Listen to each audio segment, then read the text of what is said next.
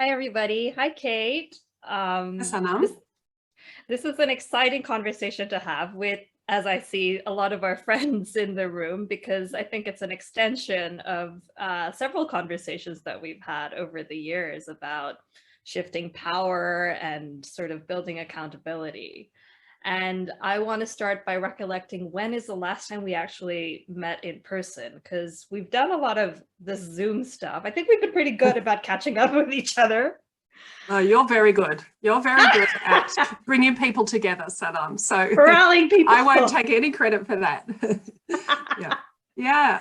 I think, did we catch up in early 2020? I think before things finished. Yeah, I think it's late 2019 when you were in Chiang Mai, right? Yeah, and we had a catch up because I wasn't able to stay longer, and you had a longer group thing the next day, but we just had a one-on-one conversation.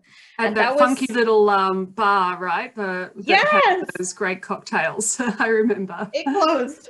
Oh, anyway. You see? That's capitalism for you. Capitalism can't abide a crisis. And, those global capitalism can ride it through and profit enormously, but those local little businesses are easily discarded, and the workers that would have lost their jobs there. So unfortunately, it means we have to find another place for a drink next time. But yeah, for sure, those people have survived. I hope so too. I think, for those who don't know Kate and me, we know each other from working together in Chiang Mai at the Asia Pacific Forum on Women, Law and Development. So I think, it will be wonderful for you to come back to Chiang Mai, but exactly what you said, this pandemic has really gutted a lot of small businesses and a lot of the places that we love. And I think it's really appropriate to be talking about that right now, especially thinking of the last conversation we had together about building a union of solidarity. And I think, this is a great timing to sort of talk about that kind of thing, given that 8th of March just passed, and that's always been an important moment for organizing. Yeah, absolutely. I mean, as we know, the 8th of March was about Working Women's Day and the struggle of women, women workers, and that's often overlooked in the sort of corporate boardroom breakfasts for International Women's Day. And for sure, that's deliberate. Yeah, absolutely. Sure that's part of the history of capitalism. And I think that's what annoys me a lot about some of the conversations that happen around International Women's Day, where they're just like, oh, it's celebrate the women in your life. And it's just like, no, we're not asking to celebrate women. We're saying equal pay. We have very clear demands about what we want. Yeah, that's right. Tomorrow here in Melbourne, I'm in Melbourne, Australia, and I should acknowledge that I'm on the unceded lands of the Wurundjeri people of the Kulin Nation. And tomorrow is actually Labor Day, which is unlike many other places in the world. Labor Day is on the 10th of March because it's the first place to get the 8-hour day, when workers downed tools who were building Melbourne University and walked up to the Parliament to demand the 8-hour day. So here we are, wedged in between International Women's Working Day and Labor Day to discuss anti-capitalist feminism. And I feel like we've come quite a long way, because this is a topic that wouldn't have been necessarily part of the dialogue of global feminism just a few years ago, probably when we were both started working at APWLD. It was, we were talking about these issues, but it was hard to resonate within the global feminist movement. Yeah, so I think this is a really great idea for a chat that IWDA is hosting. Definitely. And I think you're absolutely right that it wasn't so palatable to talk about anti-capitalism and how important it is for feminism. But I feel like for me, it's always been very clear that if we want to define a couple of these terms, if we're talking about capitalism as a system that is constantly growing and constantly accumulating, and we're talking about feminism as a movement that is supposed to sort of take down not just patriarchy, but other systems of oppression, then to me, it's very oil and water. It's not compatible. The goals are not the same. And that I think is what we really need to see more closely, that if the goal is for us to be equal, is for us to participate together in society and not destroy the planet, maybe,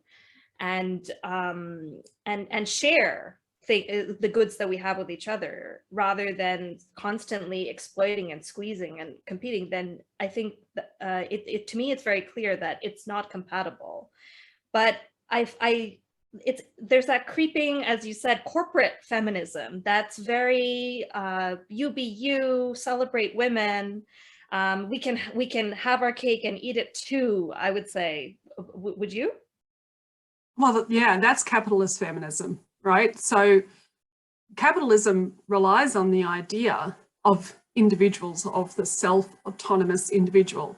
And of course, it was the autonomous individual man, white man, you know, in the rational thought that was developed around industrialization.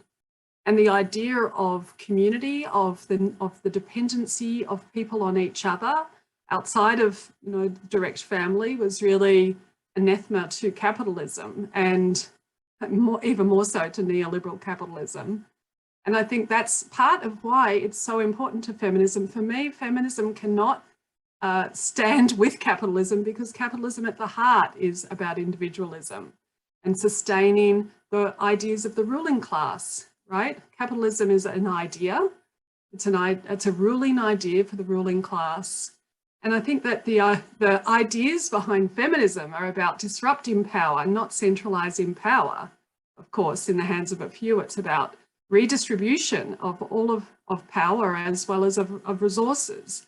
And that's between, of course, men and women, but also amongst people. And I don't think anyone, you know, I think there have been types of false feminism, capitalist feminism, that celebrates the individual. Really, that's benefits very few. And I don't think that's, I think that the ideas behind that are increasingly being challenged, but what they're often not explicitly saying is that capitalism is part of that problem, of that idea of the individual, of that lean in. Yeah, so I think that's why our conversations around not just how to change the ideas, which is the first step, but also how to build the power to challenge it, is critical. I really think that the first step part, as you said, with the idea is so important, because I always think of Ursula Le Guin and how, you know, we live in capitalism and its power seems inescapable. But I think the more you learn about the history of it, there's a calculation that it's maybe about 500 years of capitalism that we're talking about. And there's a conflation often that, oh, being anti-capitalist means being anti-markets or being anti-business, but that isn't so. Markets have existed long before that. And another good memory that I have shared with you and a lot of people who are in the conversation today is at the Asia Pacific Feminist Forum, where one of the spaces that we convened was a really, really free market, where we were talking about, you know, share what you have, take what you need, and then sort of have that barter conversation and valuing what you've put into and what labor has been put into whatever everybody else is offering.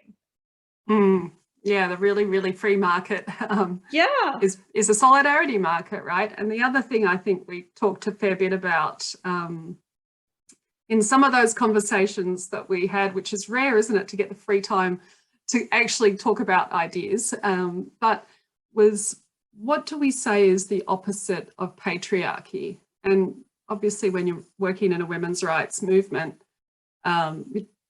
we need to talk about what is patriarchy.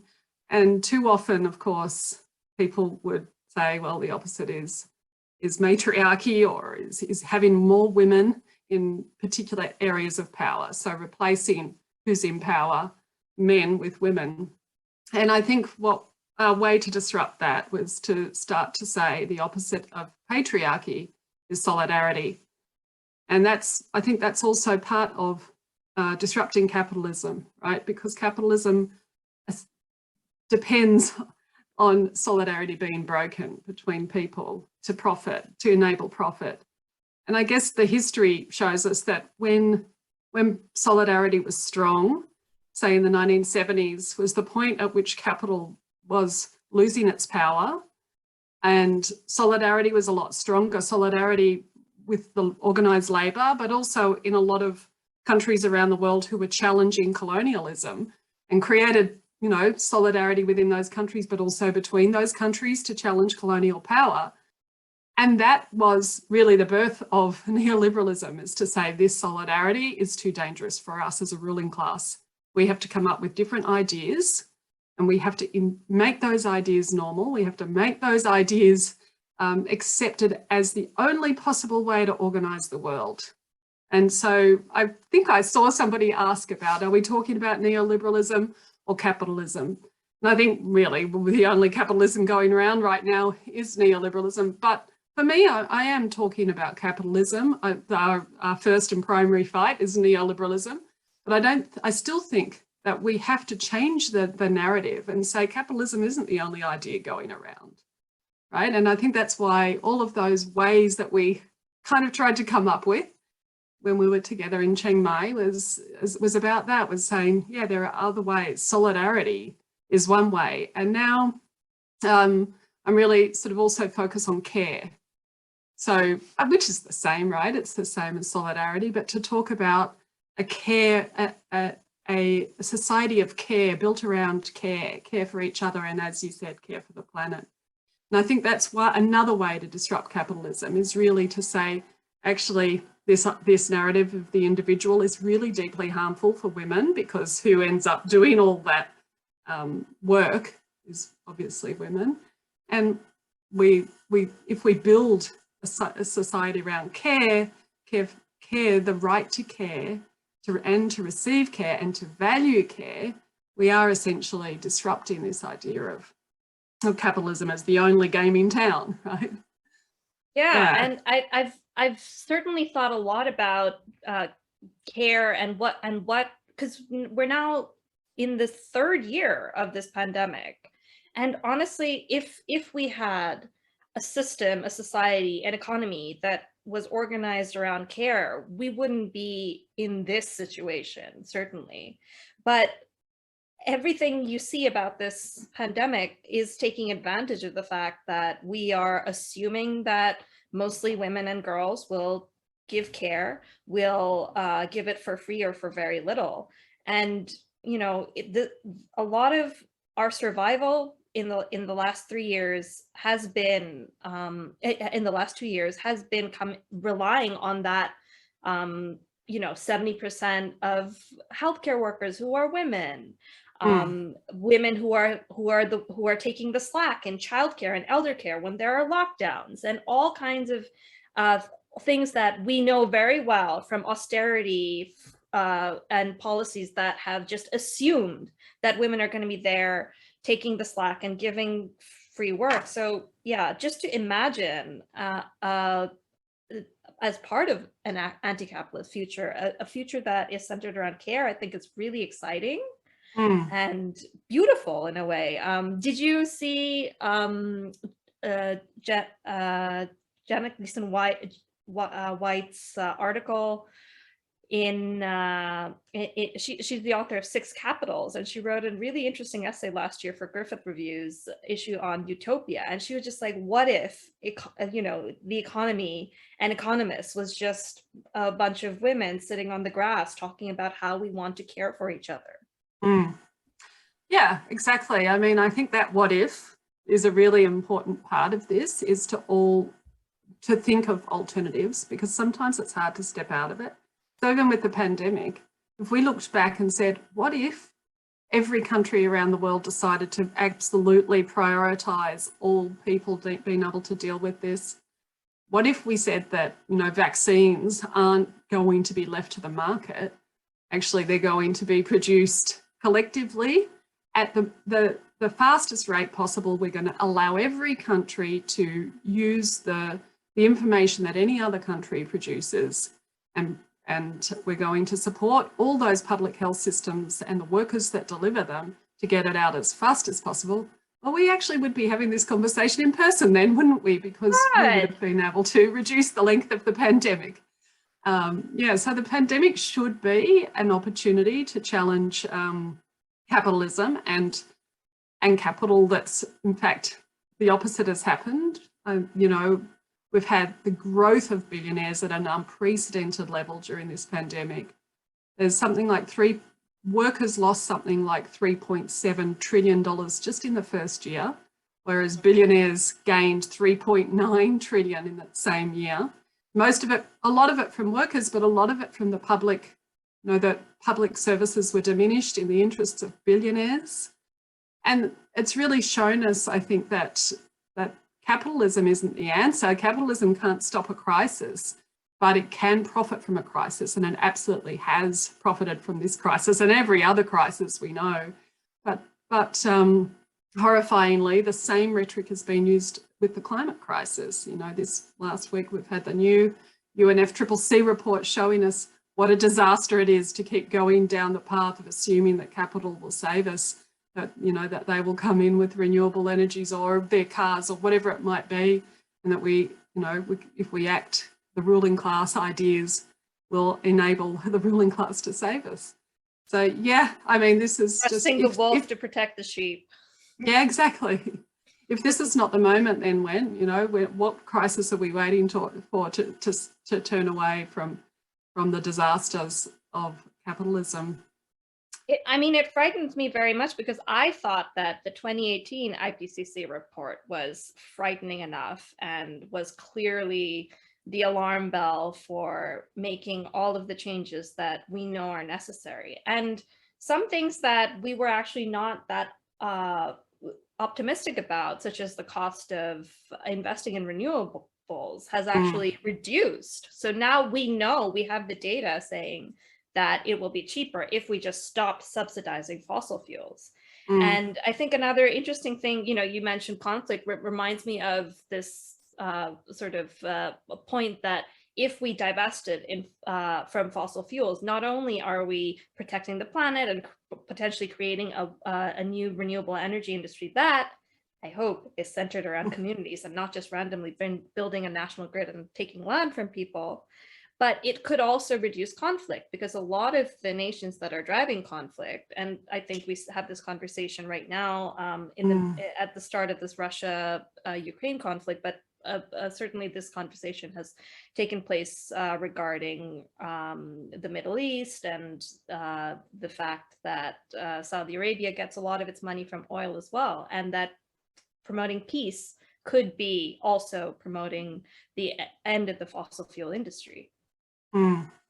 Absolutely. I mean, I think, you know, the resources of whether it be carbon-based resources, have driven a whole range of conflicts. And of course, they're mainly held in the ruling class. In some countries it is state-owned, but we know that the ruling class won't give up if that's their, you know, that's their source of income, that's their source of power.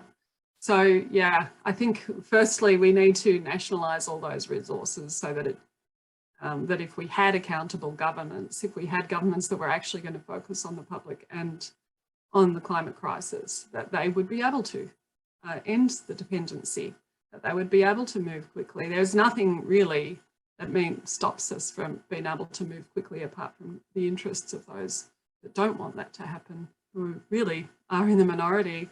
I mean, we represent workers in energy, and, you know, I actually spoke to the union in Ukraine in that in the power stations there, but workers can also see the need to move. But what's really stopping that is they're not being offered any public sector jobs. We've just been told that they have to, you know, privatise and lose.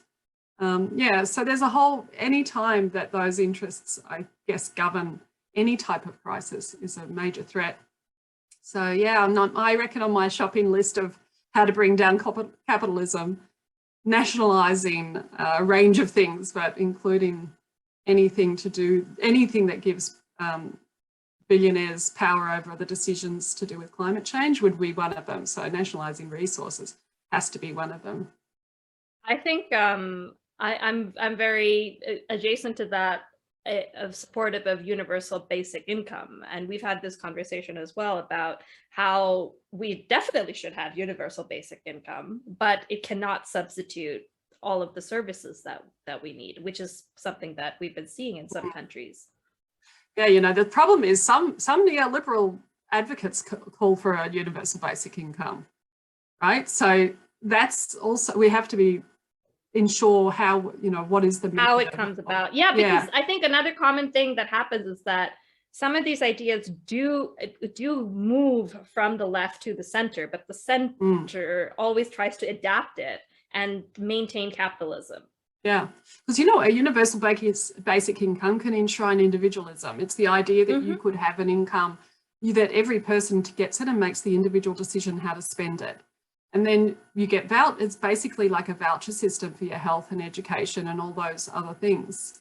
So I think a, you know, universal right to work, where we say there won't be unemployment actually, and we need a whole range of community-based jobs that everybody will have the right to have, and everybody will have the right to have an income, but at the same time, we will have universal public services and expanded public services, even in areas that we're not thinking of, would be critical for this shift.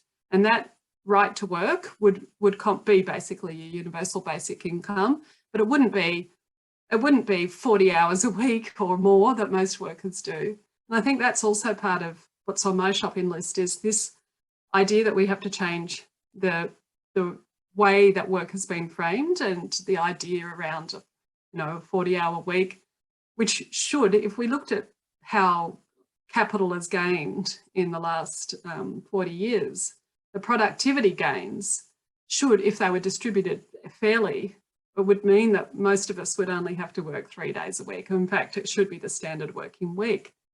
And I was just thinking that the 8 hours was a gain 100 years ago, but 8 hours a day is not feasible. And why should it be, when we have that much wealth, we have that much technology? We could give people a lot more leisure, a lot more joy, if they could just do what they want without having to think about survival. Yeah, and you know, when I guess this might have been something that we could have come to earlier as feminists, right? That when feminists were able to gain the right to work, it should have been a redistribution of work, but and of the hours, and instead it was mainly gained by capital. Because, of course, the living wage was based on the idea of a man and his dependents, you know, and instead we should have said, well, no, you know, we can redistribute those hours of work, and we would have, you know, a 3 day a week. I think that's critical. It's also critical for the climate crisis, one, because, you know, we shouldn't consume as much as we are, but also because sustainable living takes time. You know, all the things we need to do to spend more time, you know, to go on public transport, to mend our own clothes, to live more sustainably. We need that time and we need that joy, but we also, you know, the bread and the roses. But yeah, we also need to be able to contribute to community, and our public, you know, contributions, living in a society, should allow us that time. And, you know, increasingly people have withdrawn from collective organisations because they just are overworked, overstressed and trying to survive. And that includes unions, although most of the reduction in unionism is a deliberate attack, of course, by capital and the global governance. Should we try and list some of our other key demands on the shopping list? Yes. I remember once saying to you that I wish minimum wage applied to everybody in government, especially in legislation, because then maybe they would care a little bit more about what they're saying somebody can survive on, when that's not the income that they're getting for just showing up a couple of days a week in Parliament. Right.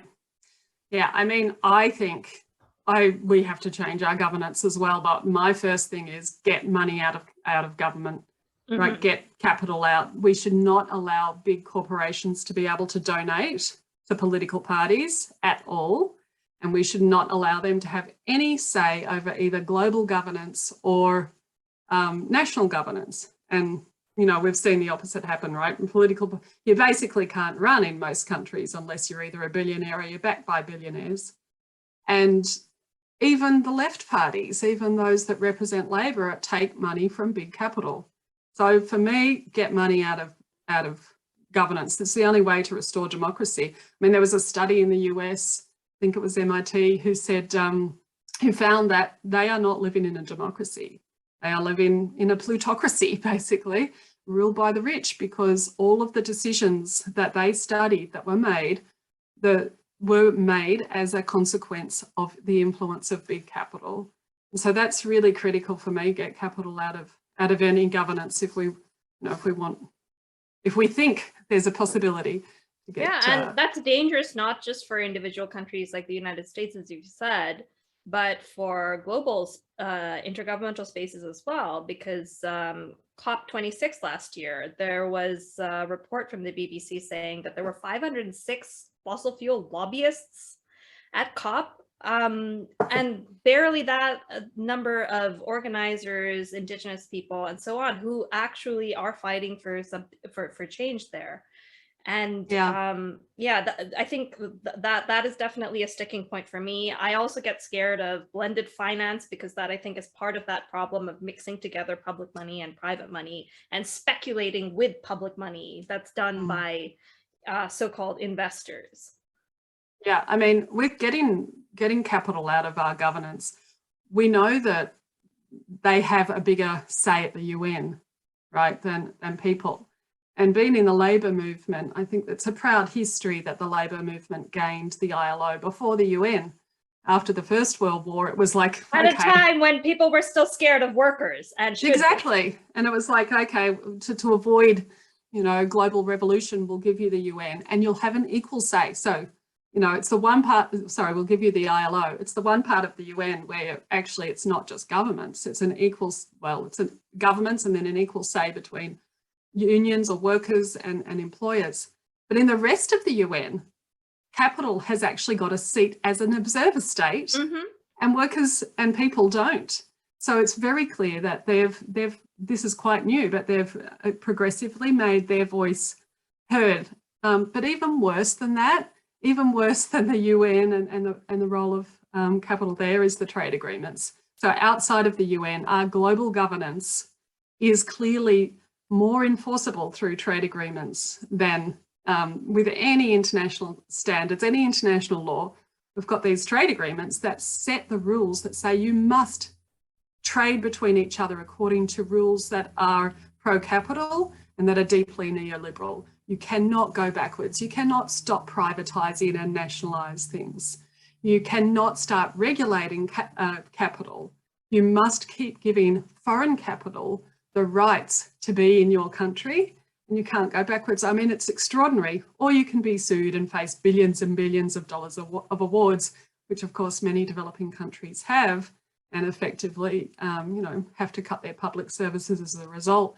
I mean, that is the fact that I think it was Deutsche Bank that called these trade agreements a Magna Carta for investors, so that they have their human rights standards, except it's investor standards, that overrides anything else in international law. I mean, that's got to be where we start, right? We've got to immediately eradicate those. They're stopping, you know, action on climate as well. Like many countries have faced action when their governments have said they want to phase out fossil fuels, they'll be sued by big corporations in these global investor courts that's actually the outcome of NAFTA, that NAFTA ended up blocking a lot of environmental protections that could have been in place, but every time any proposal came up, it got shut down because of the threat of an investor state dispute settlement.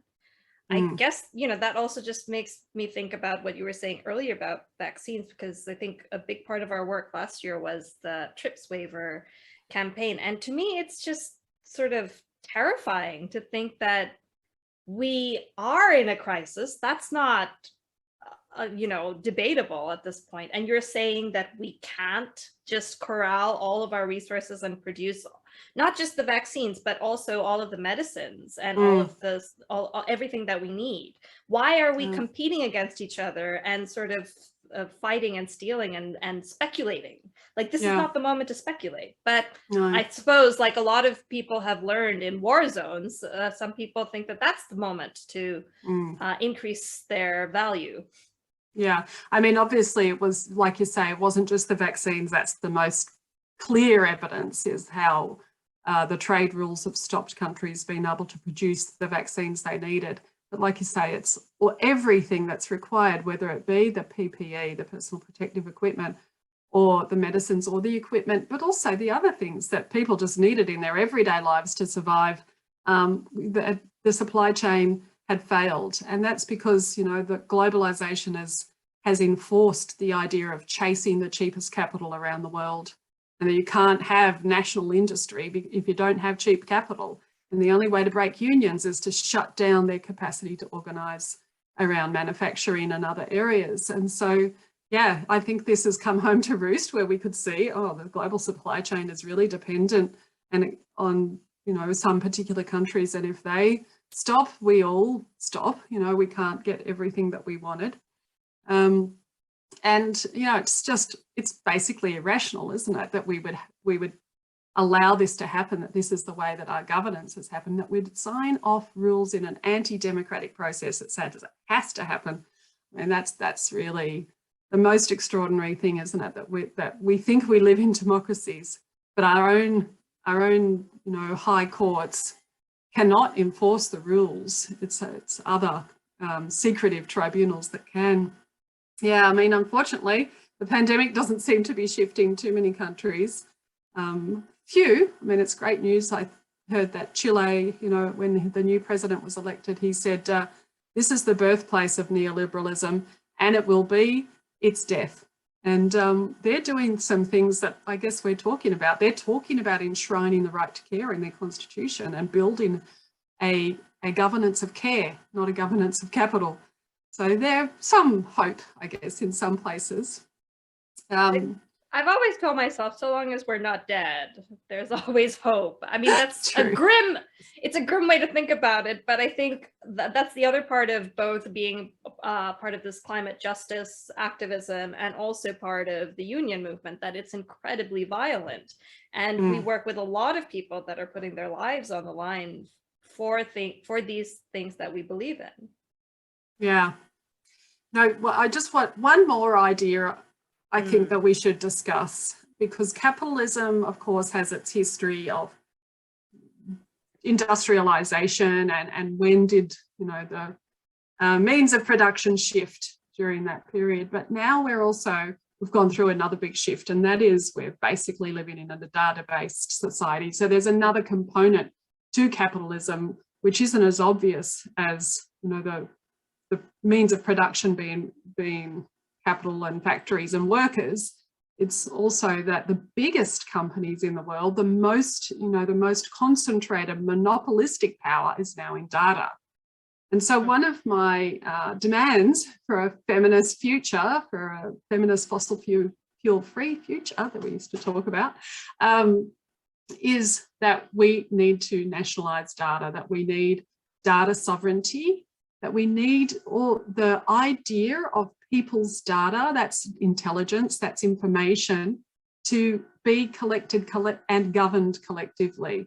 I think that is a very disruptive idea for capitalism, because capital is always looking to expand, right? It has to find something more and more, and it's found this expansion in data, in information about us, produced by us, but also really important information about the climate or about where we need to build services. And in this last couple of years, about our health, our global health. And that's now all in the hands of private capital, and they are reaping the benefits. So of course we can see that the biggest companies in the world are data companies, even those that were once, physical capital like General Electric, are now data companies, and they are the ones that profited most from this pandemic, even though, of course, the big pharma did as well. And they are setting the new rules of the global economy, including in the trade agreements, that I think are very rarely discussed at any level by governments. They don't even understand what they're signing off on. I mean, it's extraordinary when you tell people that we have now signed on to global rules that say that big data companies don't have to have a local presence, right? They don't have to set up an office. They cannot be told where to keep their data. So there can be no contracts that says big data companies have to localize data in the country that they're gathering data from, even if that data is from government, right? Because they're getting all these government contracts and privatizing our public services through these contracts with government. And thirdly, the one that, you know, I think is even more shocking is that nobody, including governments, can demand to see the algorithms that are now ordering our lives. So those three rules are now part of international trade agreements that are binding, you know, that you can't get out of. It's not like your human rights where you can, you know, pay some lip service to them and get out of it the next day. You're like, we're trying, we'll get to it. Yeah, but yeah, these are binding rules that several countries have now signed up to, and that they want to expand into the World Trade Organization, and that tell us that the future of power, which is in these monopoly big corporates, can never be broken unless you want to bankrupt your own country. Yeah, so that would be on my shopping list, without a doubt. I've also been thinking about, you know, what do you think about the need to break up companies when they become too big and too powerful and too government substitute like, and whether that's something about size or whether that's something about time? Because when I look at Shell or ExxonMobil, I'm just like, those are colonial companies. I don't think they need to exist anymore. Yeah. But when I look at Google or a lot of other companies that, as you said, are handling data, I'm just like, that is also too big. They have more money and more power than, I don't know, the last third of small countries. And they have too much decision-making power. I mean, you know, those antitrust laws can do something, but I think we should nationalize data. We should have a sovereign data, right? And some countries are doing things to give themselves, like even Germany has got the Bundescloud, right? So that's their national cloud. Instead of Amazon, most countries now, Amazon's biggest business is in our public service data and taking contracts from governments to hold our public data. But why not have our public data on a public cloud? Why can't we do that? Why can't we build the public services that we used to build? Like right now, you would never have a library built if the libraries hadn't been invented. It would sound like a socialist plot. Yeah, it would, wouldn't it? And how beautiful are libraries? Yeah.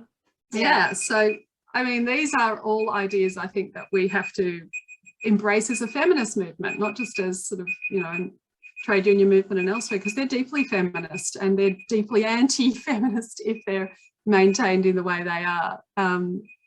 Yeah, I mean, that's a very short amount of the number of things that would be on my shopping list.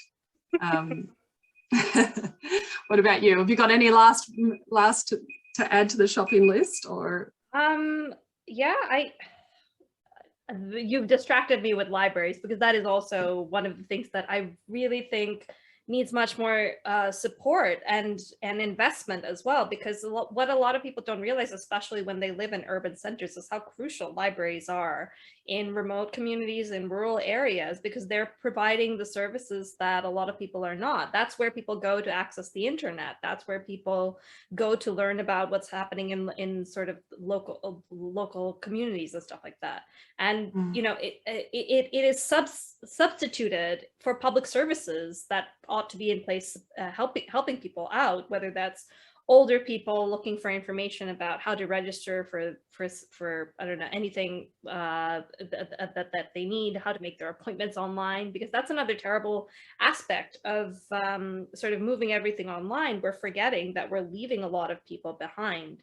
And I guess the last thing I would add to my shopping list is to sort of have policy that doesn't forget that yes, if we can all participate in the internet, it's a democracy, but it's not possible for everybody to participate in the internet. And that is also something that we need to think about more carefully. And as you said, it's just more feminist to think about how can we make sure that everybody can participate in something. Well, I think libraries are part of the community of care, right? So if there was one thing I would take away, it's probably that, as I said, we need to disrupt the idea of the ruling ideas, how you move to a new system, right? We can only move to a new system by disrupting that these are actually just ideas, and disrupt that by a new idea of care. And libraries are about caring, right? They're about giving people opportunities, about bringing community together, and we can have those kind of new big ideas in this way that we reorganize ourselves around both the right to care, but also that's public, that we need public care. So I think care should be nationalized, that nationalization of care, whether it be childcare, disability care, or aged care, gives women, of course, the opportunity both hopefully for decent work, if we really support that, but also that the burden of care at home, the unpaid care, is to some extent redistributed between families and the state. So for me, I think this one final takeaway, it would be, let's really try and popularize this idea and push as much as we can for care as a public good. I fully agree. And I think my last thought would be, we should always be asking why not?